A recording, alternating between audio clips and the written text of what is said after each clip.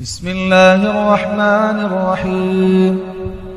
لم يكن الذين كفروا من أهل الكتاب والمشركين منفكين حتى تأتيهم البينة، رسول من الله يتلو صحفا مطهرة فيها كتب قيمة، وما تفرق الذين أوتوا الكتاب إلا من بعد ما جاءتهم البينة، وما أمروا إلا ليعبدوا الله مخلصين له الدين حنفاء ويقيموا الصلاة ويؤتوا الزكاة وذلك دين القيمة.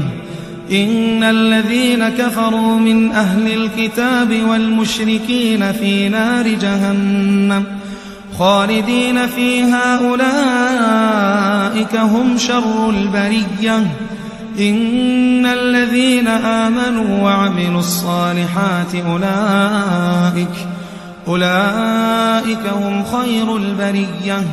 جزاؤهم عند ربهم